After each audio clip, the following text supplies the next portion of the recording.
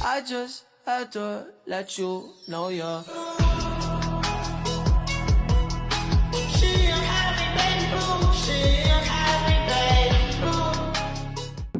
Hi, first of all, my name is Khadijah binti Budi Al-Fahmi. My metric number is 01D8024F1084. And today, Group 5, me, Mashita and Sarah, we will be presenting about MFRS 16, which is lease, and MFRS 136, which is impairment of assets. So first, definition of lease.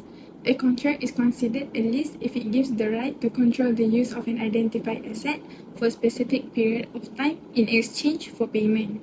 This means the user or lessee, they has control over how the asset is used during that period. Next is objective of lease. The objective is to ensure that lease transactions are presented clearly and accurately in the financial statements. It also aims to bring most leases onto the balance sheet so users can see the company's actual commitments and financial position more transparently. Alright everyone, before we continue and dive deeper into the action, let me introduce myself. I am Mashita binti Muhammad Sharul and my magic number is F1062. Let's continue our journey into recognition and measurement. So every hero has an origin story, and for leases, it all starts at the commencement date. This is the moment a lease brings two powerful figures onto the balance sheet, the right of use asset and the lease liability. So we calculate the liability by finding the present value of all those future payments. So it's all about locking in that value from day one. Now, how do we equip our ROU asset? So we measure it at cost, which covers the initial liability plus any early payment or direct cost.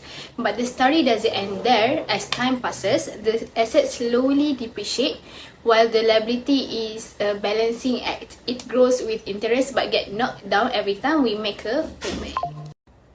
Finally, we cannot keep these figures in the shadows. We bring them into the light in the statement of financial position to keep everything transparent. So we must close the big three, which is the depreciation charge, the interest expense, and the total cash flowing out.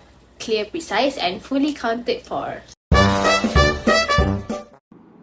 Now, definition of an impairment. An impairment loss occurs when the carrying amount of an asset is higher than its recoverable amount.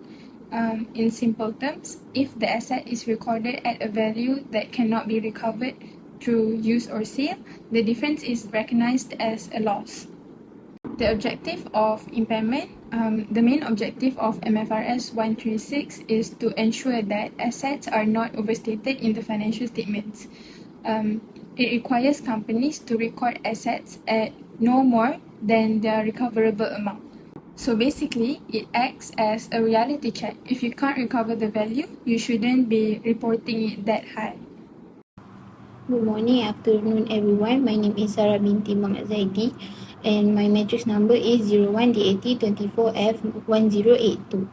And today I'm going to be explaining about MFRS 136 recognition and measurement. So, I'm going to focusing on how we recognize and measure and eventually report the impairment of assets. The goal here is simple: to ensure that an entity's assets are not carried at more than their recoverable amount. So let's start with the when and how MFRS 136 acts as logical filter. We don't just impair asset at random, we look for specific triggers. First, we must test for impairment whenever there is an indication. This could be external, like a sudden drop in market value, or internal, like physical damage or obsolescence. However, for certain assets, testing is optional. It's an annual mandatory. This applies to goodwill, intangible asset with indefinite useful life, and intangible that aren't yet ready for use. When we do find that an asset is impaired, how do we quantify it? We use a straightforward formula. Essentially, if the value on our book is higher than what we can actually recover from using or selling the asset, we have a loss that must be addressed. Once that loss is measured, we move to presentation. How does this affect our financial statement? Generally, an impairment loss is recognized immediately as an expense in the statement of profit or loss. Simultaneously, we must reduce the asset carrying amount on the balance sheet to reflect its new lower recoverable amount. There is one important exception. If the asset was previously revalued, we don't hit the profit or loss immediately. Instead, we charge the loss against any existing revaluation or surplus. For the asset first, this prevents us from double counting hits to our bottom line. Finally, we have disclosure. Transparency is key in MFRS 136. We aren't just reporting a number, we are telling a story. We must disclose the total loss amount and the specific event or trigger that caused it.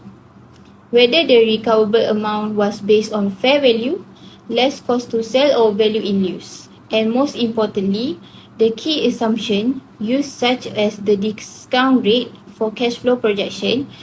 This allows stakeholders to understand the management judgment and the reliability of the figures.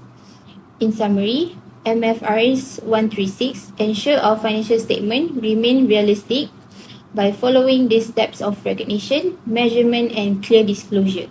We provide a true, fair view of the company economic health. Thank you. That's all from me.